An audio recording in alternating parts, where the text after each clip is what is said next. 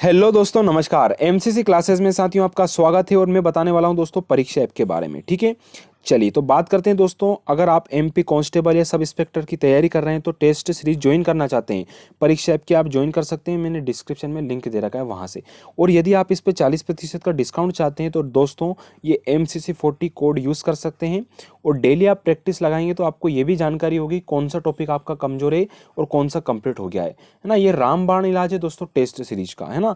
चाहे आप ये लीजिए, अच्छा है आपके लिए, या आप दूसरा भी अगर यूज़ करना चाहें तो ठीक है। लेकिन परीक्षा ऐप बहुत अच्छी टेस्ट सीरीज है जो कि आपको आगे तक पहुंचाएगी दोस्तों, है ना। क्योंकि बार इसमें सॉल्यूशन भी देगा आपको, दूसरा यहाँ पे रैंक भी मालूम चलेगी और ज़्यादा से ज़्यादा लोग यहाँ पे जुड़े हैं। साथ में दोस्तों अगर आप एमपी कांस्टेबल, एसआई हो गया, जेल प्रेरी की लेना चाहते हैं या करंट अफेयर का पावर पैक लेना चाहते हैं एमपी करंट अफेयर का, तो वो भी आपको यहाँ मिल सकता है।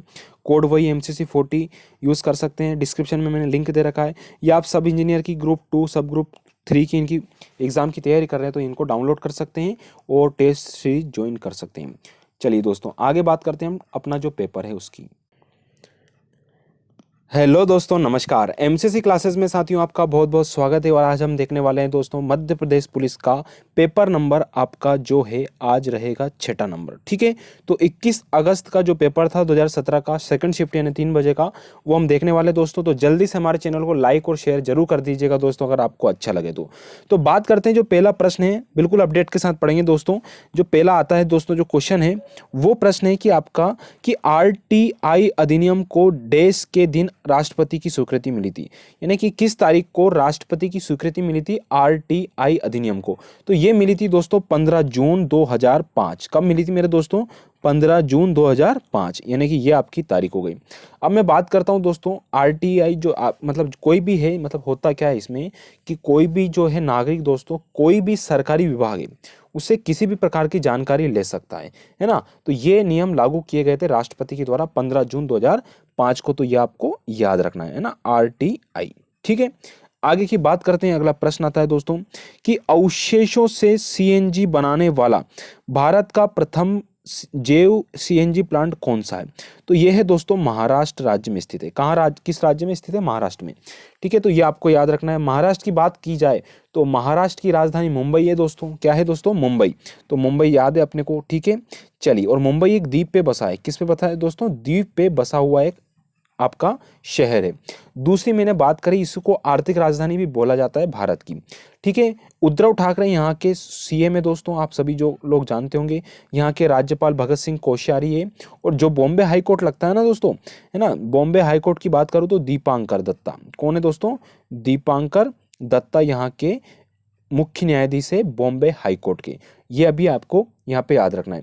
यहीं से दोस्तों एक जगह पड़ती है जिसका नाम है दोस्तों, जगह क्या मतलब आपकी जो केंद्रीय परिवहन मंत्री जिसे हम बोल सकते हैं वो नितिन गडकरी है ना, सड़क मंत्री जिसे हम बोलते हैं। ठीक है, ये महाराष्ट्र से ही है, नागपुर से ये इनका लोकसभा क्षेत्र है।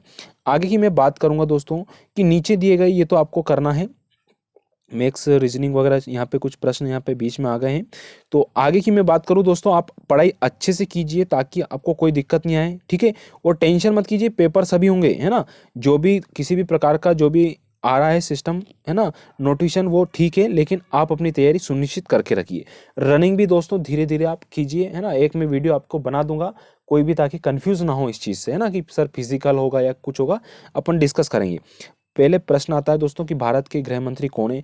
तो जो भारत के गृह मंत्री है ना दोस्तों वर्तमान में, वो है अमित शाह। कौन है मेरे दोस्तों? अमित शाह गृह मंत्री है। ठीक है, ये लड़ते हैं लोकसभा चुनाव दोस्तों गुजरात से, है ना, गुजरात से। और यह गांधीनगर से इनका लोकसभा क्षेत्र है। जो अमित शाह है ना दोस्तों, इनके बारे में आपको याद रखना है कि ये हमारे गृह मंत्री है। ठीक है, और 31वें नंबर के गृह मंत्री बने हैं हमारे भारत देश में। ठीक है, ये भी आपको जानकारी होना चाहिए। क्योंकि पिछली बार एक पेपर आया था जिसमें पूछा गया था गृह मंत्री, यानी कि जो पिछली बार राजनाथ सिंह थे, है ना, इनसे पहले, वो किस नंबर के थे? तो 30वें नंबर के थे। तो ये 31वें नंबर हो गया दोस्तों। ठीक है, यहाँ पे राजनाथ सिंह ही दिया है ना, ये पिछला वाला है। अभी वर्तमान में अमित शाह है, आपको याद रखना है। अगला प्रश्न आता है, वह प्रधानमंत्री कौन है जिनका सबसे लंबी अवधि तक कार्यकाल रहा? तो ये रहे जवाहरलाल नेहरू दोस्तों। सबसे लंबी समय अवधि इनकी रही है है ना। और वर्तमान में हमारे नरेंद्र मोदी है जो कि दोस्तों 15वें नंबर के हैं, ये भी आपको याद रखना है, ठीक है।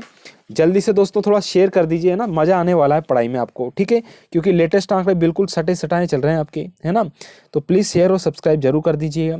अगला प्रश्न आता है, भारत में कितने राजनीतिक दलों के पास राष्ट्रीय दर्जा है? तो दोस्तों 7 के पास था, अब ये 8 के पास हो गया। कितने लोगों के पास हो गया दोस्तों? लोग मतलब कितने नेशनल पार्टी स्टेटस है या राष्ट्रीय दल का दर्जा प्राप्त है? तो 8 को है, ये आपको याद रखना है, ठीक है। चलिए आगे की बात करता हूं, सर्वोच्च न्यायालय के न्यायाधीशों को किसके द्वारा हटाया जा सकता है? तो ये हटाया जाता है दोस्तों संसद के द्वारा। किसके द्वारा? संसद। जो संसद बनती है दोस्तों, लोकसभा प्लस राज्यसभा प्लस हमारे प्रेसिडेंट यानी कि राष्ट्रपति, इन तीनों से मिलकर संसद बनती है, ये आपको याद होना चाहिए। और इन्हीं के द्वारा ये हटाया जाता है ना, निचला सदन और उच्च सदन जिसे बोलते हैं, ठीक है, लोकसभा राज्यसभा। चलिए आगे की हम बात करते हैं, कमेंट में आंसर कीजिए जल्दी से। वर्तमान में राष्ट्रपति कौन है दोस्तों? और पहले नंबर पे प्रथम पुरुष राष्ट्रपति और प्रथम महिला राष्ट्रपति कौन थी, और वर्तमान में राष्ट्रपति कौन है? ये तीनों आप है ना डिस्क्रिप्शन में हमें लिंक आपको देना है भैया, कमेंट। अगला प्रश्न आता है, सतीश धवन अंतरिक्ष केंद्र कहाँ स्थित है? तो ये स्थित है श्रीहरिकोटा। श्रीहरिकोटा दोस्तों आंध्र प्रदेश में पड़ता है, ये आपको याद होना चाहिए। कहाँ पड़ता है? आंध्र प्रदेश में। दूसरी बात, जो श्रीहरिकोटा है उसे श्रीहरिकोटा रेंज भी कहते हैं। क्या बोलते हैं? श्रीहरिकोटा रेंज या फिर श्रीहरिकोटा लॉन्चिंग रेंज। लॉन्चिंग यानी लॉन्च होता ना यहीं से, तो ये आपको याद रखना है। और इसका नाम दोस्तों अब क्या कर दिया, जो सतीश धवन जी थे, है ना, आपके इसके प्रबंधक थे, इनका जो देहांत हो गया है मरणोपरांत, इसका नाम श्री सतीश धवन श्रीहरिकोटा के नाम से भी इसको जाना जाता है। इसकी स्थापना 1971 में हुई थी, ठीक है, 10 अक्टूबर 1971 को, ये आपको याद रखना है। अगला प्रश्न आता है कि भारत में किस राज्य में अधिकतम वन आच्छादित फॉरेस्ट कवर है? तो मध्य प्रदेश में, और अभी भी मध्य प्रदेश में ही है। फिर आता है, भारत के संविधान का कौन सा अनुच्छेद जम्मू कश्मीर को? ये तो आपको सबको याद है, अब मुझे बताने की आवश्यकता नहीं है ना। आगे आता है दोस्तों, भारत में 100% विद्युतीकरण प्राप्त करने वाला राज्य कौन सा है? तो गुजरात है, ठीक है, ये आपको याद रखना है। जो दीव है ना, दमन दीव वाला जो दीव बोलते हैं, तो दीव में ऐसा है सिस्टम दोस्तों, यहाँ पे 100% क्या मतलब अदर राज्यों को ये सप्लाई कर रहा है, लेकिन कौन सी इलेक्ट्रिसिटी कर रहा है? वो कर रहा है सौर ऊर्जा वाली। जो सौर ऊर्जा इलेक्ट्रिसिटी है ना, वहाँ पे उसकी क्षमता से ज़्यादा कर रहा है उत्पादन, तो वो दूसरे राज्यों को भी शेयर करता है, ये आपको याद होना चाहिए। फिर मैं बात करता हूँ दोस्तों, ये आपके याद होना चाहिए दोस्तों, ये ब्रिक्स वाला भी आपका पुराना है, ये भी ठीक है। चलिए आगे की मैं बात करूं दोस्तों, इतने थोड़ा शेयर जरूर कर दीजिएगा, आपसे यही रिक्वेस्ट रहेगी मेरी। अगला प्रश्न आता है दोस्तों कि निम्न में से सबसे कम उम्र का जो शतरंज का भारतीय ग्रैंड मास्टर कौन है? तो परिमार्जन नेगी है, ये अभी भी है वर्तमान में, ये भी आपको याद रखना है। और ये मात्र 10 साल के थे उस टाइम पे, है ना, अब थोड़ा बढ़ गया इनका टाइम, तो आपको याद रखना है अभी भी खिताब बरकरार है परिमार्जन नेगी का, कि सबसे कम उम्र के दोस्तों शतरंज के भारतीय ग्रैंड मास्टर हैं। इनसे पहले जो नाम आता था ना, वो आता था प्राग्नानंदा। किसका आता था दोस्तों?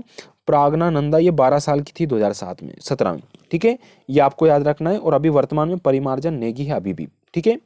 चलिए अगर चेंज होता है तो प्लीज कमेंट में जरूर आंसर कीजिएगा। टीपू सुल्तान इस क्षेत्र के शासक थे? तो टीपू सुल्तान मैसूर के थे, है ना। टीपू सुल्तान कहाँ के सुल्तान थे दोस्तों? मैसूर के थे, है ना, कर्नाटक में ये पड़ता है। चलिए आगे की मैं बात करूं दोस्तों, है ना, वैसे 1799 के आसपास की घटना बता दूं। 1799 में श्रीरंगपट्टनम, जो कि अंग्रेजों के द्वारा धोखे या इस टाइप से कुछ सुनाता है, उसके माध्यम से यहाँ ये हड़प लिया गया था अंग्रेजों के द्वारा। फिर आता है, भारत में 12 ज्योतिर्लिंग में से कितने 2 ज्योतिर्लिंग में दोस्तों मध्य प्रदेश में? तो कौन कौन से हैं? एक तो दोस्तों हमारे उज्जैन, महाकालेश्वर और ओंकारेश्वर में। ओंकारेश्वर खंडवा में पड़ता है, ये आपको याद होना चाहिए दोस्तों, ठीक है, जिसे हम पूर्वी निमाड़ भी बोलते हैं। तो उज्जैन शिप्रा नदी के किनारे, ओंकारेश्वर नर्मदा नदी के किनारे। जो उज्जैन में आपके शिवलिंग है दोस्तों, दक्षिणामुखी शिवलिंग है, ये आपको याद रखना है। एकमात्र शिवलिंग भारत में जो कि दक्षिणामुखी है 12 ज्योतिर्लिंगों में से, वो उज्जैन में है, ठीक है। और जो ओंकारेश्वर में है वो 2 मुखी, ये भी आपको याद रखना है, ये यूनिक चीज है हमारे मध्य प्रदेश में, ठीक है। तो चलिए महाकाल की नगरी। फिर अगला आता है दोस्तों, 1965 में हुए भारत पाकिस्तान युद्ध के समय भारत के प्रधानमंत्री कौन थे? ये प्रश्न पहले भी आ चुका है, ठीक है।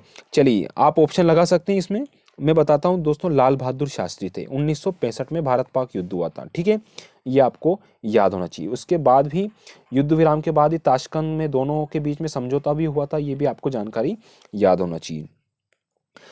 अंतिम मुगल सम्राट कौन थे? तो अंतिम मुगल सम्राट थे बहादुर शाह द्वितीय, है ना। 1857 की जो क्रांति हुई थी उसमें, आपको याद होगा ये, ठीक है। चलिए अगला प्रश्न आता है दोस्तों, भारतीय सिपाहियों का इन्होंने नेतृत्व किया था। अगला प्रश्न हम देखते हैं, काहिरा बांध कहाँ है दोस्तों? तो काहिरा बांध कैमूर जिले में। कैमूर कहाँ है साहब? कैमूर बिहार में है। कैमूर नेशनल पार्क वन्य जीव अभ्यारण्य, ठीक है, तो बिहार में हो गया, ये भी आपको याद होना चाहिए, ठीक है। अगला प्रश्न आता है दोस्तों, भारत के किस पड़ोसी देश में सुंदरवन फैला हुआ है? तो ये फैला हुआ है बांग्लादेश, और बांग्लादेश की राजधानी ढाका और मुद्रा टका है, ये आपको याद होना चाहिए। और विश्व का सबसे बड़ा डेल्टा सुंदरवन या सुंदरबोन भी बोलते हैं कई बार, भारत तथा बांग्लादेश में स्थित डेल्टा है, ठीक है। यह डेल्टा धीरे धीरे सागर की ओर बढ़ रहा है, ये भी आपको याद होना चाहिए। और यहाँ बड़ी तादाद में सुंदरी पेड़ पाए जाते हैं, इसलिए इसका नाम क्या हो गया दोस्तों? सुंदरवन पड़ा है, ये भी आपको याद रखना है। अगला प्रश्न आता है, प्रसिद्ध गायक तानसेन कहाँ के थे? तो ये थे दोस्तों ग्वालियर के, जो कि बेहट गांव से थे, ठीक है। इनका मकबरा यहाँ बना हुआ है। ये 9 रत्नों में से एक थे अकबर के, ये आपको याद रखना चाहिए। और इनसे पहले राजा रामचंद्र जो रीवा के राजा थे, उनके दरबार में तानसेन थे। तानसेन का बचपन का नाम रामतनु पांडे था दोस्तों, है ना। तानसेन यानी कि मियाँ तानसेन या रामतनु पांडे, जो हिंदुस्तानी शास्त्रीय संगीत के एक महान ज्ञाता थे, और अकबर के 9 रत्नों में ये शामिल थे, ये, ठीक है, ये आपको याद रखना है। और इनकी जो प्रमुख रचना आती है ना, संगीत सार, रागमाला और श्री गणेश स्तोत्र, ये तीनों याद रखना। संगीत सार, रागमाला और श्री गणेश स्तोत्र, ये आपको याद रखना है। फिर आता है दोस्तों आगे जो प्रश्न आता है, प्लीज शेयर और सब्सक्राइब जरूर कीजिएगा, है ना। चलिए दोस्तों आगे आता है, सोन नदी का उद्गम कहाँ होता है? तो सोन नदी का उद्गम कहाँ होता है दोस्तों? तो ये कहाँ होता है? ये तो आपको याद होगा, अमरकंटक में होता है, ठीक है। तो ये आपको याद रखना है दोस्तों। सोन नदी को स्वर्ण नदी भी कहा जाता है, क्योंकि इसमें सोने के कण मिलते थे पहले, इस वजह से। चलो यहाँ पे कुछ प्रश्न कंप्लीट होते हैं दोस्तों, तो ये आपके लिए कंप्लीट है दोस्तों। प्लीज़ इसको लाइक और शेयर जरूर कीजिएगा। और अभी तक आपने परीक्षा की टेस्ट सीरीज नहीं खरीदी तो उसको भी आप परचेस कर सकते हैं। और टेंशन नहीं लेना है, ठीक है, मैं आपको बताऊंगा बहुत जल्द, आपके साथ लाइव क्लास करने वाला हूं मैं दोस्तों। तो प्लीज़ शेयर और सपोर्ट जरूर कीजिएगा। धन्यवाद दोस्तों।